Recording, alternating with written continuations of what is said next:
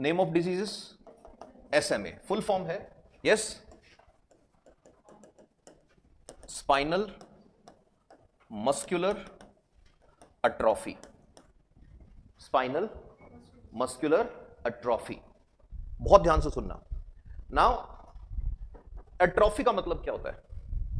Atrophy का मतलब है जैसे कोई ऑर्गन है, जस्ट इमेजिन किसी आदमी का हाथ है, उसके हाथ के ऊपर एक टाइट सा रबर बैंड चढ़ा दिया, इतना टाइट ब्लड फ्लो रुक गया, तो क्या होगा थोड़े दिन बाद? हैंड का ये वाला पार्ट है, शुरू में इसमें गैंग्रीन होगा। गैंग्रीन क्या होता है? ब्लैक ब्लैक हो जाता है, फिर इसमें वुंड बनेंगे, फिर ब्लड सप्लाई बंद हो गई है तो थोड़े दिन बाद ये ऐसे पिचक के ऐसे और ऐसे हो जाएगा, लटका हुआ सा बस ऐसे। It will become a kind of dead part, yes और नो? तब बोलेंगे इसकी क्या हो गई? एट्रॉफी। तो atrophy is a kind of organ जो है वो श्रिंक होकर छोटा हो जाएगा, उसकी सप्लाई कट हो जाएगी, न्यूट्रिशन उसको मिलेगा नहीं, यूजलेस हो जाएगा, उसको क्या बोलते हैं? Yes, atrophy. Now muscular, muscular is related to what? Muscles. What is spinal? Yes, तो हमारा जो सेंट्रल नर्वस सिस्टम है, हमारा जो कंप्यूटर है ब्रेन का, इट इज लाइक दिस। अब मैं बोल रहा हूं तो यहां से कनेक्टेड है, this is your brain. One part of your central nervous system is hanging in between your spinal cord और इन बिटवीन योर स्पाइन, इसको क्या बोलते हैं? Spinal cord. तो ध्यान सुनना, this is what? Spinal cord. और स्पाइनल कॉर्ड जो है ये सेफली रखी हुई है किसके बीच में? स्पाइन, बैकबोन के बीच में। This is backbone. बैकबोन में टुकड़े क्यों होते हैं? Why not a single backbone यहां से यहां तक? इसका रीजन है कि हर एक गैप में से पेयर ऑफ नर्व्स निकलता है ऐसे, इनको बोलते हैं स्पाइनल नर्व्स। फॉर एग्जाम्पल मेरा हाथ ऐसे हिल रहा है, मैसेज कहां से आ रहा है? ब्रेन से। ब्रेन से हाथ में नहीं आ रही नर्व, ब्रेन से मैसेज कहां आया पहले? स्पाइनल कॉर्ड में। स्पाइनल कॉर्ड में हर गैप में से क्या निकल रही है? नर्व्स। उनमें से एक नर्व की सप्लाई कहां आ रही है? हाथ में आ रही है। ऐसे ही नर्व की सप्लाई हार्ट में आ रही है। अच्छा, एक पता है, हार्ट वाली नर्व की supply is connected with left hand की सप्लाई, इसीलिए जब हार्ट अटैक होता है तो लेफ्ट हैंड में पेन होता है। You getting it? यस और नो? बहुत बार ऐसा होता है एक ऑर्गन का पेन दूसरी जगह होगा। फॉर एग्जांपल लिवर, किसी भी आदमी के लिवर में कभी पेन नहीं होता क्योंकि लिवर में पेन वाले न्यूरॉन्स ही नहीं होते। तो लिवर का pain will take place here और समवेयर एल्स। एनीवेज, अब ध्यान सुनना, स्पाइनल मस्कुलर अट्रॉफी, अभी सुनते जाना। Now our brain and our spinal cord and these nerves all are made up of what? Neurons. If you will try to recall class 9th और class 10th, इस तरह की एक स्ट्रक्चर बनाई थी ना, याद आया? हाँ, इसी से मिलके बना है पूरा body, like this is neuron. Neuron is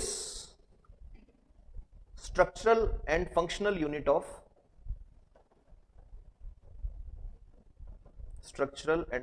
unit of nervous system is what? Neuron. अभी सुनते जाना। Neuron, there are two type of neurons, वैसे तो और भी टाइप्स हैं, अभी दो समझना। There are two type of neurons, one which are going from periphery of your body towards your nervous system, one which is going from periphery of your body to nervous system, जो information लेके जा रहे हैं। For example मेरे हाथ को किसी और के हाथ ने टच किया, तो ये जो छुआ, ध्यान सुना, ये जो टच हुआ, ये टच क्या है? एक सेंसेशन है।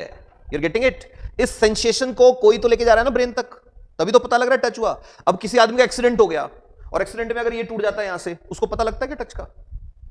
पता है ना, अगर बैकबोन टूट जाती है, एकदम से ब्रेन इंजरी हो जाती है, तो वो आदमी को पता नहीं लगता टच करो कुछ भी करो, तो उसको पेन लेके ऐसे ऐसे ऐसे मारोगे ना, छेद छेद कर दोगे तो भी पता नहीं लगेगा उसको। व्हाई?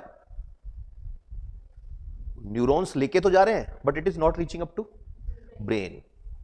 तो ध्यान से सुनना, there are two type of brain neurons, one is sensory neurons and number two is motor neurons. ये जो मोटर न्यूरॉन्स हैं यही आज की पिक्चर के हीरो है। तो ध्यान से सुनना, अभी बात सुनते रहना। मैंने इस बोतल को टच किया ना, मेरे को फील हो रही है बोतल है, कौन से न्यूरॉन से फील हो रही है? सेंसरी न्यूरॉन, सेंसेशन लेके जा रहा है। बॉटल को उठाने के लिए मैंने इसको ऐसे खींचा, ये कौन सा न्यूरॉन है? Motor neuron. तो मोटर न्यूरॉन वो है जो मैसेज लेके आता है कि you have to move like this. तो we move according to which neuron? Motor neurons. We move according to motor neurons and we receive sensations through sensory neurons. Got it?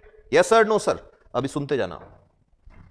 एक छोटा बच्चा पैदा हुआ, बस अभी अभी दुनिया में आया ही है, अभी रो रहा है, ये उआ उआ करके रो रहा है ना। अब ये जो बच्चा है, आफ्टर 6 मंथ्स ये बच्चा क्या सीख जाएगा? बैठना। यस और नो? अब ये 6 महीने पे बैठना सीख रहा है, इसको बच्चे का क्या बोलते हैं? माइलस्टोन्स होते हैं बच्चे के, ग्रोथ के माइलस्टोन्स आते हैं ना। पहले बैठना सीखेगा, फिर एक दिन खड़ा हो जाएगा, फिर एक दिन बोलेगा मम्मा, है ना, फिर एक दिन कुछ और करेगा, फिर एक दिन कुछ और करेगा, करते करते फिर एक दिन कहेगा आईएएस की प्रिपरेशन करने का मन हो रहा है मेरा, फिर आके क्लास में बैठ जाएगा, फिर पता लगेगा यार ये तो बहुत हैवी मामला है, पढ़ना पड़ेगा बहुत सारा। ये सारे क्या है? माइलस्टोन्स हैं। अब ध्यान सुनना, ये जो बैठने वाला माइलस्टोन है बच्चे का, इसमें कौन से वाले न्यूरॉन्स ज्यादा पार्टिसिपेट करेंगे? मोटर न्यूरॉन्स या sensory neurons? Motor neurons. Yes और नो? तो तुमने बैठना सीखा बिकॉज तुम्हारे मोटर न्यूरॉन्स जो थे वो क्या हो गए थे? डेवलप हो गए थे। यस और नो? अब ध्यान से सुनना। SMA डिजीज फुल फॉर्म क्या था? Spinal muscular atrophy. Spinal muscular atrophy. SMA disease में क्या होता है? ध्यान सुनना, बच्चे के मोटर न्यूरॉन्स जो होते हैं they start to die। बच्चे के मोटर न्यूरॉन्स की डेथ होनी शुरू हो जाती है। अब अगर मोटर न्यूरॉन्स मरेंगे तो बच्चे में क्या नहीं आएंगे? माइलस्टोन्स नहीं आएंगे, स्पेशली मोटर न्यूरॉन्स से रिलेटेड माइलस्टोन्स नहीं आएंगे। अभी सुनते रहना इसको पूरा ढंग से। अब अगर बच्चे में माइलस्टोन्स नहीं आएंगे ग्रोथ से रिलेटेड, तो ऑब्वियसली मम्मी पापा जो है दे विल बी वरीड। तो ऐसे बच्चे, बहुत सारे बच्चे दुनिया में नहीं है, कुछ बच्चों की होती है डिजीज। अब जिन बच्चों की डिजीज होती थी उनको लेके जाते थे तो डॉक्टर्स के पास, वो रिकॉर्ड करते थे कि क्या दिक्कत है, क्या दिक्कत है, क्या दिक्कत है। लास्ट में जाके 1940s में जाके मेडिकल साइंस थोड़ा डेवलप होना शुरू हुआ, तो उन्होंने फाइंड आउट करना शुरू किया कि what is common in these patients. तो पता लगा इन पेशेंट्स में एक चीज कॉमन है। वो क्या चीज थी? Chromosome number 5। सब में होता है। कितने क्रोमोसोम होते हैं? 46। याद है ना? टोटल होते हैं 46। पेयर कितने होते हैं? 23।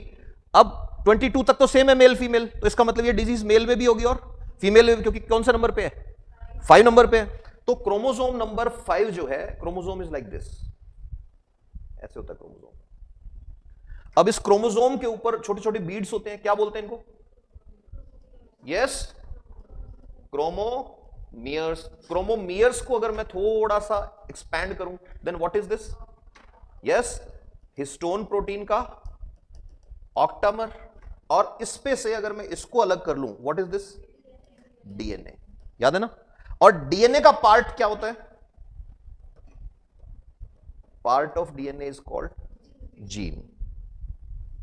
तो इनमें क्या था बेटा? ध्यान से सुनना, जितने भी पेशेंट थे उनमें क्रोमोसोम नंबर 5 पे जीन्स जो थे उनमें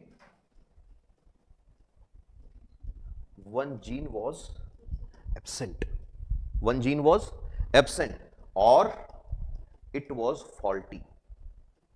या तो ये एब्सेंट था या ये जीन फॉल्टी था। अब एब्सेंट या फॉल्टी होने की वजह से क्या हो रहा था? जो पेशेंट था, it was not able to provide nutrition to which neurons? Motor neurons. और मोटर न्यूरॉन्स को जब न्यूट्रिशन नहीं मिल रहा तो क्या होगा? बोलो। मोटर न्यूरॉन की क्या हो रही है? डेथ हो रही है। अब ये कितना पेनफुल केस होता है इसको समझो।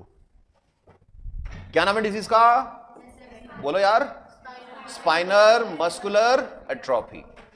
इसका एक होता है टाइप 0, उसको ऐसे लिख देते हैं SMA 0। पता है क्या होता है इसमें? डिफेक्ट होता है बाय बर्थ और within 6 months child will die. मर जाएगा बच्चा 6 महीने में। फिर इसका एक आता है टाइप 1, उसको बोल देते हैं SMA1। SMA1 क्या होगा? ऑनसेट ऑफ डिजीज 6 मंथ्स पे आएगा। ये हृदयांश को था, ये जो मैं बता रहा हूं बच्चे को मैंने गोद में खिलाया हुआ, वो उसके 6 मंथ्स पे पता लगेगा कि इसके क्या है SMA। कैसे पता लगेगा? बच्चा बैठ नहीं पाएगा, बैठ गया तो खड़ा नहीं हो रहा। अब बाकी लोगों के बच्चे 8 महीने की एज में खड़े होना सीख रहे हैं, एक बच्चा ऐसा है जो बैठ ही नहीं पा रहा है, तो वो लेके जाएंगे डॉक्टर के पास, लेके जाएंगे, जेनेटिक टेस्टिंग होगी, जेनेटिक टेस्टिंग पता लगेगा इसके तो जीन ही गायब है या जीन फॉल्टी है। तो अब ऑनसेट किस टाइम पे हुआ? 6 मंथ की एज में हुआ। अब ऑनसेट 6 मंथ की एज में हुआ बच्चे का, तो इस बच्चे के साथ क्या होगा? हो सकता है बच्चे की डेथ हो जाए कब? 2 साल की एज से पहले। फिर SMA2, SMA2 ऑनसेट, ऑनसेट का मतलब डिजीज कब दिखनी स्टार्ट हो जाएगी? ऑनसेट अप्रोक्सीमेटली 18 मंथ्स में। इसमें क्या होगा? बच्चा डिटीरियोरेट होता जाएगा, धीरे धीरे धीरे व्हील चेयर में चला जाएगा बच्चा। टाइप 3 भी होता है, टाइप 4 भी होता है, हर डिजीज में यही सीक्वेंस रहता है। You getting it? मसल्स मर रहे हैं हर रोज, मसल्स पे कंट्रोल जा रहा है, तो आदमी कैसे जिएगा? यस और नो? अब ध्यान से सुनना, ये जो जीन है, इस जीन को बोलते हैं SMN1 जीन। कुछ तो नाम देना पड़ेगा, तो क्या नाम दिया इसको? SMN1 gene. You are getting it? Yes sir, no sir? Now सी,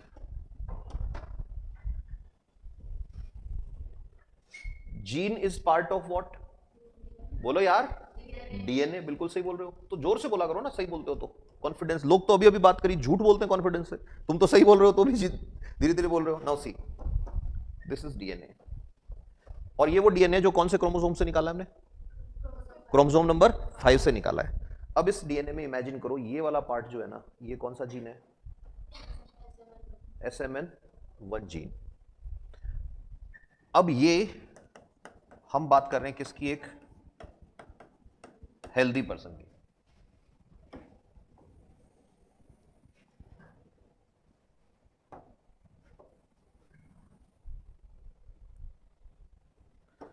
अब एक पेशेंट आ गया जिसका फॉल्टी जीन है, तो फॉल्टी जीन है तो हम यहां पे लिख देते हैं फॉल्टी SMN जीन। 2 केस होते हैं ना, या तो फॉल्टी या फिर जीन ही क्या है? एब्सेंट है। तो यहां मैं लिख रहा हूं फॉल्टी या फिर absence of which gene? SMN1 gene. And this is what? Diseased person और पेशेंट। तो अब 2 बच्चे हैं, एक बच्चा नॉर्मल लाइफ जी रहा है तुम्हारी तरह, आ गया यहाँ पे क्लास तक पहुंच गया। दूसरा बच्चा 8 महीने 10 महीने का है और वो पता लग रहा है कि उसके डेवलपमेंट नहीं हो रहा। फर्क क्या है दोनों में? जीन, एक के पास SMN1 जीन परफेक्ट है, दूसरे का SMN1 जीन इज एब्सेंट है या फिर फॉल्टी है। यस और नो?